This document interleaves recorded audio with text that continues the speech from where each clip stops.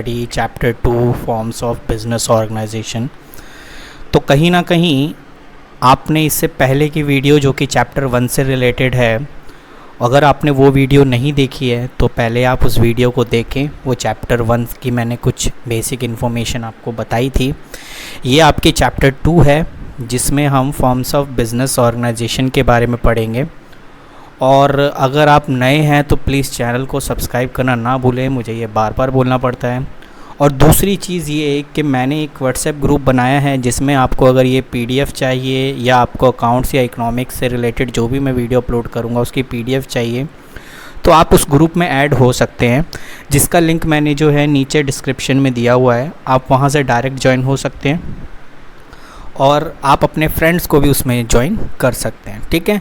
तो इस ग्रुप में आपको क्या बेनिफिट मिल सकता है, आपको सारे चैप्टर्स की आपको पीडीएफ मिलेगी, जिस वजह से आपको कोई नोट डाउन करने की ज़रूरत नहीं है।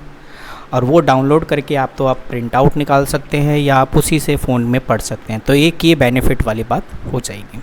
तो चलिए शुरू करते हैं आज की क्लास का। और आज की क्लास में हम पढ़ेंगे फॉर्म्स ऑफ बिजनेस ऑर्गेनाइजेशन के बारे में। तो चलिए शुरू करते हैं। सबसे पहले आपको मैं बता दूं कि बिज़नेस ऑर्गेनाइजेशन में हम क्या क्या चीज़ें पढ़ने वाले हैं। तो बिज़नेस ऑर्गेनाइजेशन में हम पढ़ेंगे सोल प्रोप्राइटरशिप कि सोल प्रोप्राइटरशिप क्या होता है। नंबर 2 हम पार्टनरशिप को पढ़ेंगे। नंबर 3 हम जॉइंट हिंदू फैमिली बिजनेस के बारे में पढ़ेंगे। उसके बाद कोऑपरेटिव सोसाइटी के बारे में पढ़ेंगे एंड जॉइंट स्टॉक कंपनी के बारे में पढ़ेंगे। ये सारे बिज़नेस ऑर्गेनाइजेशन के पॉइंट ऑफ व्यू से काम करते हैं।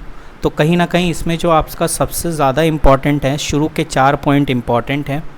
5वां बेशक आप स्किप कर सकते हो, लेकिन कहते हैं ना कि कुछ भी आ सकता है, कुछ पता नहीं, इसलिए मैंने इसको पीडीएफ में ऐड किया है ताकि आपको जो है चीज़ें अच्छे से समझ में आए। चलिए अब हम देखते हैं कि इसमें हम क्या चीज़ें हैं जो कर सकते हैं। सबसे पहले हम बात कर रहे हैं कि सोल प्रोप्राइटरशिप होता क्या है। तो कहीं ना कहीं आपको ये पता होगा सोल का मतलब ओनली या सिंगल होता है, ठीक है ना। तो कहने का मतलब यहाँ पे भी लिखा हुआ है the word sole implied only and proprietor refer to owner. तो कहने का मतलब है सोल का मतलब ओनली सिर्फ एक एंड प्रोप्राइटरशिप का मतलब ऑनर। तो hence the sole proprietorship is one who is the only owner of the business, यानी जो कि एक अकेला इंसान जो है वो बिज़नेस का ऑनर होगा, ठीक है। दूसरा कह रहा है कि sole proprietorship refer to the form of business organisation which is own and manage and control by the individual. वो खुद ही उसको चलाएगा, मैनेज करेगा, उसको कंट्रोल करेगा, ठीक है। और जितने भी प्रॉफिट और लॉसेस हैं या रिस्क हैं वो खुद ही बियर करेगा, किसी थर्ड पर्सन पे वो शिफ्ट नहीं कर सकता। एंड थर्ड पॉइंट इसके बारे में हम ये जान सकते हैं कि this form of business is a particularly common in area of personalise service such as a beauty parlour हो सकता है, आपका हेयर सैलून हो सकता है, small scale activity like running and retail shop in locality. तो आप अपने आसपास देखते होंगे जो भी रिटेल शॉप है, ठीक है, और हेयर सैलून है, तो उसमें सिर्फ एक ही ऑनर होता है, बाकी सारे उसमें काम करने वाले लोग होते हैं। तो आई होप आपको सोल प्रोप्राइटरशिप का मतलब समझ में आया होगा, जिसमें एक अकेला ऑनर होता है। अब बात करते हैं कि इसके फ़ीचर्स क्या हैं। फ़ीचर्स भी पढ़ना थोड़ा ज़रूरी है। तो फ़ीचर्स में सबसे पहले हम बात करें कि फॉर्मेशन एंड क्लोज़र, यानी आप इसे ईज़िली जो है स्टार्ट भी कर सकते हैं और ईज़िली आप इसे क्लोज़ कर सकते हैं, क्योंकि आप अकेले मालिक हो, आपको किसी से कुछ पूछने की ज़रूरत नहीं है। सेकंड, लायबिलिटी की बात करें तो ओबियसली आपके ऊपर लायबिलिटी रहेगी, आप इसको किसी थर्ड पर्सन पे लायबिलिटी को शिफ्ट नहीं कर सकते, ठीक है। और जैसा कि इसमें ऑनर भी सिंगल ही है तो इसलिए रिस्क भी अकेला ही बियर करेगा और प्रॉफिट भी वो अकेला ही लेगा, ठीक है। नो सेपरेट एंटिटी, यहाँ पर कोई सेपरेट एंटिटी का कॉन्सेप्ट नहीं चलता, जो कि हम अकाउंटेंसी में पढ़ते हैं प्रिंसिपल के बारे में। तो यहाँ वो चीज़ काम नहीं आती है, ठीक है। And lack of business community continuity, यानी इसमें ये रहता है क्योंकि चलाने वाला एक अकेला ऑनर है, अगर वो ऑनर आगे चल के उसकी डेथ हो जाती है या कुछ हो जाता है तो वो बिज़नेस कंटिन्यू चलेगा या नहीं चलेगा इसकी भी कोई गारंटी नहीं रहती है, ठीक है। चलिए अगला बात करें कंट्रोल, तो ओबियसली पूरा कंट्रोल जो है आपका एक अकेला पर्सन के हाथ में ही होता है, इसे हम कहीं शेयर नहीं कर सकते। तो ये मैंने कुछ डिटेल जो मैंने आपको बेसिक बताई है उसके बारे में यहाँ पर प्रॉपर तरीके से लिखा हुआ है, आप इसे स्क्रीनशॉट लेके रीड आउट कर सकते हैं। अदरवाइज़ जो मैंने ग्रुप बनाया है व्हाट्सएप, उसमें आप ज्वाइन हो जाएंगे तो वो आपको PDF वहाँ पे मिल जाएगी। ये सारी चीज़ें मैंने यहाँ पर जो आपको समझाई है वो यहाँ पर मेंशन है। अब बात करते हैं इसके मेरिट्स के बारे में कि मेरिट्स क्या है। तो पहला है इसमें क्विक डिसीजन मेकिंग। अब आप खुद ही सोचिए, आप अकेले हो, ऑनर हो किसी कंपनी के, तो ओबियसली आप जो भी डिसीजन लोगे वो अपना आसानी से लोगे और किसी से पूछने की ज़रूरत नहीं है, आप खुद ही उस डिसीजन को ले सकते हो, ठीक है ना। दूसरा पॉइंट इसमें कह रहा है कॉन्फिडेंशियली या कॉन्फिडेंशियलिटी ऑफ इंफॉर्मेशन, यानी आप अपनी इंफॉर्मेशन को अपने तक सेव करके रख सकते हो, किसी को बताने की भी ज़रूरत नहीं है। तो इससे क्या होगा, कुछ चीज़ें जो है बिज़नेस की इंफॉर्मेशन आपके पास कॉन्फिडेंशली रहेगी कि थर्ड पर्सन उस चीज़ को नहीं जान सकेगा। डायरेक्ट इंसेंटिव कहने का मतलब है sole proprietor get a benefit his effort, he is sole recipient of all profit and the need of share profit does not arise, he is a single owner and provide maximum incentive. कहने का मतलब वो अकेला single owner है तो कहीं ना कहीं पूरा इंसेंटिव जो है वो खुद ही इस चीज़ को लेगा, ठीक है। इससे उसका मोटिवेशन और उसका हार्डवर्क और ज़्यादा इंक्रीज़ होगा। आप इसके 3 से 4 पॉइंट आराम से पढ़ सकते हो, कोई वो वाली बात नहीं है, आपको बस पॉइंट्स पता होने चाहिए। और ये जो आपके डायरेक्ट हेडिंग जो लिखे हुए हैं ना अलग अलग कलर से, तो प्लीज़ आप इसको ज़रूर आप नोट कर सकते हैं। अगर आपको 4th पॉइंट से दिक्कत है तो आप जो है 5th पॉइंट पढ़ सकते हो, easy of formation and closure, जो कि हमने पीछे भी पढ़ा है कि हम इसे आसानी से स्टार्ट भी कर सकते हैं और अगर हमें बंद करना हो तो हम आराम से इसे क्लोज़ भी कर सकते हैं, ठीक है। चलिए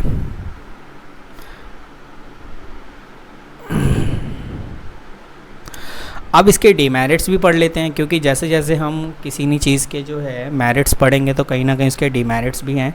तो इसमें भी डीमेरिट्स के नाम पे आप जो है 2 से 3 पॉइंट मैक्सिमम आप याद रख सकते हैं, क्योंकि 4-5 पॉइंट इतने पूछते नहीं हैं अब एग्ज़ाम में, क्योंकि मैक्सिमम 5 मार्क्स का आता है। तो अगर आपसे या कोई इस टाइप के क्वेश्चन हो जिसमें वो आपको पैसेज दे रखा हो या एक तरीके से केस बेस स्टोरी बेस कुछ क्वेश्चन हो, तो उसमें आपसे तो मिनिमम 2 ही पूछता है। तो इसीलिए आपको ये चीज़ दिमाग में रहनी चाहिए। तो मैं बात करूं कि इसमें रिसोर्सेज की बात करूं तो इसमें लिमिटेड रिसोर्स होते हैं, क्योंकि एक अकेला इंसान कितना पैसे लगा लेगा, क्योंकि वो अपनी जेब से सिंगल पर्सन है भाई, ऑनर है, तो अपनी जेब से जितना लगाना वो लगाएगा अपनी जेब से। तो इसीलिए यहाँ पे जो रिसोर्सेज है वो लिमिटेड है। वहीं 4 लोगों ने बिज़नेस शुरू किया होता तो कहीं ना कहीं 4 लोगों का इन्वेस्टमेंट उसमें होता तो चीज़ें और बढ़ जाती। तो कहने का मतलब यहाँ पर यही है कि यहाँ जो रिसोर्सेज होते हैं वो लिमिटेड होते हैं, ठीक है। लिमिटेड लाइफ ऑफ बिज़नेस कहने का मतलब यहाँ पर जो है बिज़नेस की जो लाइफ होती है वो भी लिमिटेड होती है, क्योंकि एक 1 पर्सन कितना ही कंट्रोल कर पाएगा और कितनी चीज़ों को आगे बढ़ा सकता है, ठीक है ना। उसके बाद 3rd पॉइंट है कि इसमें जो लायबिलिटी होती है वो अनलिमिटेड होती है, ठीक है, यानी कि उसे अपने घर से पैसा देना पड़ सकता है अगर बिज़नेस में किसी तरीके का नुकसान है या किसी क्रेडिटर को पे करना है, तो उसकी लायबिलिटी अनलिमिटेड होती है। उसको अपनी पर्सनल प्रॉपर्टी को बेच करके जो है उसको पे करना पड़ता है, ठीक है। यहाँ लिखा भी है if business fail the creditor can recover their due merely from the business asset but also from the personal asset of the proprietor. कहने का मतलब उसे अपनी पर्सनल प्रॉपर्टी से जो है उसको पे करना पड़ सकता है, ठीक है। तो ये कुछ डीमेरिट्स पॉइंट हैं जिन्हें आपने पढ़ना है। अब आ जाते हैं नेक्स्ट पॉइंट जो हम कहते हैं जॉइंट हिंदू फैमिली। अब ये जॉइंट हिंदू फैमिली में आप देख रहे हो सामने पिक, ये एक फैमिली है जो कि एक बिज़नेस को रन कर रही है। तो कहने का मतलब यहाँ लिखा है it is one of the oldest form of the business organisation in the country. It is referred to the form of organization wherein the business owned by the carried by the member of the Hindu undivided family. It is governed by the Hindu law. ठीक है, तो इस business को यानी जब business को Hindu undivided family के द्वारा मेंबर्स होते हैं उसमें, जैसे आपने देखा है कि एक फैमिली में 5 मेंबर हैं और पाँचों मेंबर उस बिज़नेस को चला रहे हैं, तो वो सारे जॉइंट हिंदू फैमिली बिज़नेस के अंदर आ जाते हैं, और ये जो बिज़नेस रन करते हैं वो हिंदू लॉ के अकॉर्डिंग करते हैं। आगे कह रहा है the basis of membership in the business is birth in a particular family, ठीक है, and 3 successive generation can be member of the business and business control by the head of the family which is called karta, and all member have a equal ownership right over the property. अब मैं यहाँ पर बात करता हूँ, कह रहा है कि बेसिस ऑफ मेंबरशिप, अगर इसका मेंबरशिप लेना इस बिज़नेस का, तो बंदा अगर उसमें जन्म ले लिया तो नहीं, ये तो सिंपल सी बात हो गई कि अगर ये, इसीलिए हम क्यों कहते हैं कि यार अगर हम अंबानी के घर में पैदा होते तो कहीं ना कहीं हमारा जो है लाइफ सेट होता है, क्योंकि हम भी फिर उस बिज़नेस में क्या होते, एज अ ऑनर होते। तो ये वही कह रहा है कि आपको अगर उसके मेंबरशिप लेना है तो आपको उस फैमिली में एज अ बर्थ जैसे ही आप लेते हो आप उसके मेंबर बन जाते हो, ठीक है। और उसमें कह रहा है 3 सक्सेसिव जनरेशन, कहने का मतलब 3 जनरेशन है, जैसे दादा हो गए और दादा, पापा और पोता, ये जो 3 जनरेशन है, इन जनरेशन के सारे बंदे जो हैं एज अ बिज़नेस में मेंबर हो सकते हैं। और इसमें जो हेड होता है उसको कर्ता कहते हैं। तो आपसे MCQ में पूछ सकता है कि हु इज़ कॉल्ड कर्ता, जो उसमें सबसे हेड होता है, ठीक है, जो सारे बिज़नेस के डिसीजन को लेगा उसको कर्ता कहते हैं। बाकी जितने भी मेंबर होते हैं उसे को पार्टनर कहते हैं, ठीक है ना। जो सारे मेंबर बच गए जो उनके अंडर में काम कर रहे हैं उसको को पार्टनर कहते हैं। तो ये एग्ज़ाम में पूछा जाता है, तो प्लीज़ आपको इसको अच्छे से पढ़ना है। तो ये सब आपको पढ़ने की ज़रूरत नहीं है। दया भागा और मिताक्षरा ये एक्चुअली क्या है, हिंदू अनडिवाइडेड फैमिली के जो लॉ की बात करते हैं ना, वे इसके थ्रू जो है चलता है, ठीक है। तो आपके बुक में ये है नहीं तो छोड़ो, आप इतना डिटेल में पढ़ने की ज़रूरत नहीं है। हाँ, यहाँ पढ़ लेते हैं कि भाई इसके फ़ीचर्स क्या हैं। कॉन्टीन्यूटी रहती है, क्योंकि 3 जनरेशन अगर बिज़नेस को संभाल रहा है तो कहीं ना कहीं ये तो बिज़नेस चलता ही रहेगा, अगर कोई उसमें मर भी जाता है तो। फॉर्मेशन ईजिली होगा। लाइबिलिटी जो है, अब 1 बाय 1 लो देख लेते हैं। कह रहा है कि HUF is govern by the Hindu succession act 1956 and a joint Hindu family business there should be at least 2 member as a family, ठीक है, प्रॉपर्टी इन्हेंस दैम। तो कहने का मतलब ये है उसमें 2 मेंबर तो होने चाहिए, और इसमें बाय बर्थ जो है आप उसके मेंबरशिप हो जाते हो एज अ एग्रीमेंट, तो आराम से उस चीज़ को सेटअप कर सकते हैं। लाइबिलिटी की बात करें तो भाई इसमें liability member except the karta is a limited their share of co partner property of the business. कहने का मतलब लाइबिलिटी जो होता है मेंबर का, कर्ता को छोड़ करके बाकी सबकी जो लाइबिलिटी होती है वो लिमिटेड होती है, ठीक है। बाकी कर्ता की जो लाइबिलिटी होती है वो अनलिमिटेड होती है। क्यों? क्योंकि डिसीजन लेने का काम जब उसका होता है तो को पार्टनर को हम क्यों उसकी लाइबिलिटी अनलिमिटेड कर सकते हैं। आप समझिए अनलिमिटेड लाइबिलिटी और लिमिटेड लाइबिलिटी में क्या फ़र्क है। अनलिमिटेड में तो मैंने आपको बता दिया है कि आपको अपनी घर की प्रॉपर्टी बेच करके किसी भी क्रेडिटर की पेमेंट करनी होगी, लेकिन लिमिटेड लायबिलिटी का मतलब होता है कि जिस पार्टनर के हिस्से में जितना प्रॉफिट आएगा या जितना लायबिलिटी आएगी, जितना उसे पे करना है वो सिर्फ उतना ही पे करेगा, उससे ज़्यादा पे नहीं करेगा। ये होता है लिमिटेड लायबिलिटी का कॉन्सेप्ट। तो उसको अपने घर की प्रॉपर्टी बेचने की ज़रूरत नहीं होती है। कंट्रोल की बात करें तो भाई कंट्रोल इसमें कह रहा है the control of family business lie with the कर्ता ही इसे कंट्रोल करता है और डिसीजन भी उसी का ही चलता है। माइनर मेंबर यस, इसमें जो है जैसा कि मैंने कहा बाय बर्थ जो है वो इसका मेंबर हो जाता है, तो obviously minor can also member of a business, ठीक है, और ये कंटिन्यूटी चलता रहता है। मैरिड जॉइंट की बात करें यानी मैरिड हिंदू फैमिली बिजनेस के बारे में बात करें तो पहला है इफ़ेक्टिव कंट्रोल। कर्ता has absolute decision making power and avoid the conflict among the member. कहने का मतलब ये है कि भाई इतने सारे मेंबर हैं, अगर 5 मेंबर हैं उनके बीच कन्फ्लिक्ट तो चलती रहेगी कि भाई ऐसे नहीं, ऐसे काम करिए, ये काम करिए, वो काम करिए, बट कर्ता को इससे कोई फ़र्क नहीं पड़ता। कर्ता अपने पावर उसके पास है कि वो अपना डिसीजन ले सकता है, बेशक सुनेगा सबकी लेकिन वो डिसीजन अपने हिसाब से ही लेगा। तो इस चीज़ को भी आपने ध्यान में रखना है। उसके बाद मैं बात कर रहा हूँ also lead the promote of flexible decision making. अगर उसे अपने डिसीजन में कहीं ना कहीं कुछ चेंज लाना है तो ऑब्वियसली वो चेंज ला सकता है, क्योंकि इसमें जो डिसीजन होता है वो फ्लेक्सिबल ही होता है। कंटिन्यू बिजनेस एग्जिस्टेंस, कहने का मतलब ये बिज़नेस कंटिन्यू चलता रहता है, ठीक है ना, चाहे वो कर्ता जो है बिज़नेस में आगे मर भी जाता है तो उसका नेक्स्ट जो मेंबर होगा वो कर्ता बन जाएगा, और ऐसे ही ये बिज़नेस आगे चलता रहेगा।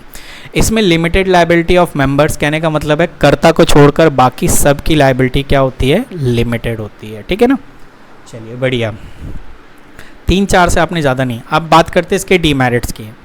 रिसोर्सेज लिमिटेड हैं, कहने का मतलब है जितनी भी फैमिली के मेंबर हो, 5 लोग हैं तो सिर्फ 5 लोग ही पैसा लगा सकते हैं, बाहर से किसी भी मेंबर को जो है पैसा नहीं लगाया दिया। तो यही लिखा है कि joint Hindu family business faces the problem of limited capital as the depend on mainly ancestral property and this limited scope of the expansion of the business. और यही वजह रहता है कि बिजनेस जो है आगे एक्सपेंड नहीं हो पाता। डोमिनेंस ऑफ कर्ता, सेकेंड पॉइंट, कहने का मतलब ये है कि द कर्ता individually manage the business which may be time not be acceptable others member. कहने का मतलब है कि ये अपनी ही चलाता है, ठीक है ना, कर्ता अपनी ही चलाएगा, वो अपने ही डिसीजन लेगा, किसी और की चीज़ों को एक्सेप्टेबल नहीं करेगा, ठीक है। ओके, उसके बाद कहते हैं कि भाई कर्ता की जो लायबिलिटी है वो अनलिमिटेड है, इसीलिए वो चला रहा है। भाई ऐसे थोड़ी फालतू में चला रहा है भाई, अगर उसकी लायबिलिटी अनलिमिटेड है, सारा डिसीजन उसी के ऊपर है, जवाब भी उसे ही देना है, तो सीधी सी बात है भाई वो अपनी लायबिलिटी भी अनलिमिटेड ही रखेगा, ठीक है। चलिए very good.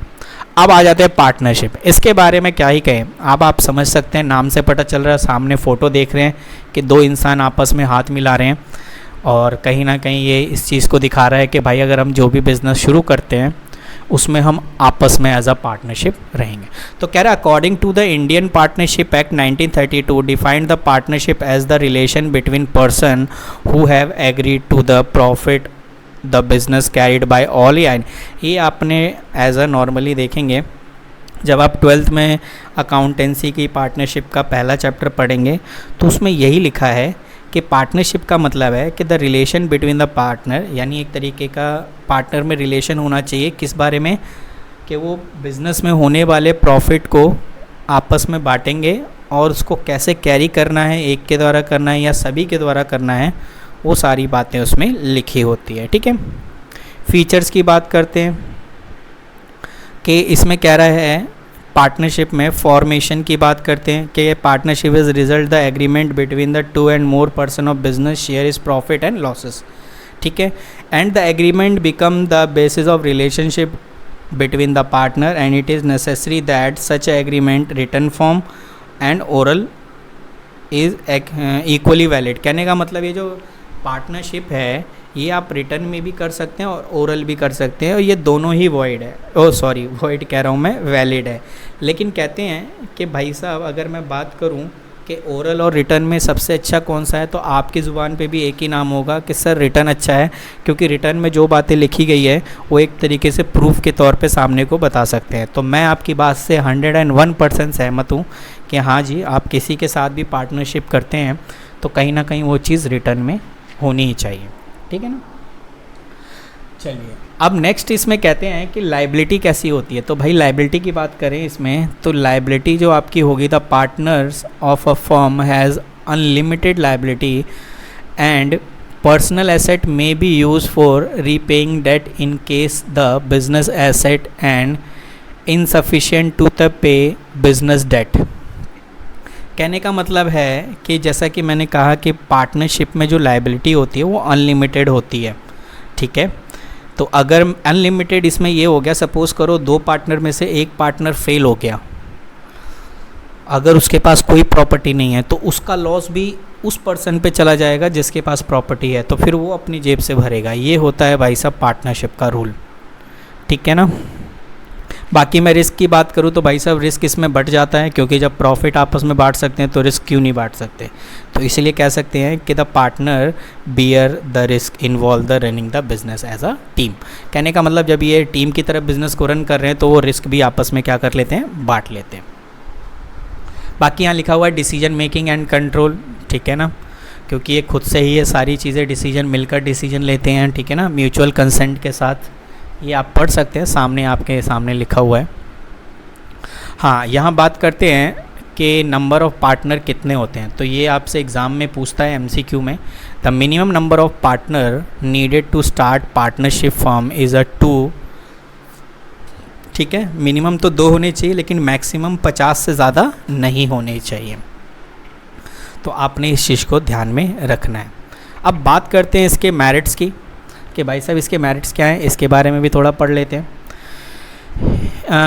Easy of formation closure, सही बात है भाई। इसमें partnership firm can form easily by putting an agreement between 2 or more person to carry some lawful business, and registration is not a compulsory closure of the 2 is a easy task। कहने का मतलब ये है कि इसमें registration compulsory नहीं है, तो इसीलिए आप आराम से इसको इस्टेब्लिश कर सकते हो और क्लोज़ भी कर सकते हो, और एग्रीमेंट के साथ होता है तो ये भी थोड़ा सा इजी रह जाता है। बैलेंस डिसीजन मेकिंग, इसमें डिसीजन मेकिंग जो होता है वो कहीं ना कहीं सारे पार्टनर के डिसीजन के बिहाफ पे ही होता है, तो इसीलिए जो इसमें डिसीजन लेने का जो राइट हो जाता है वो एक बैलेंस हो जाता है, क्योंकि अगर 4 लोग हैं तो चारों लोगों का सहमति लेना ज़रूरी है कि चारों लोगों के दिमाग में क्या चल रहा है।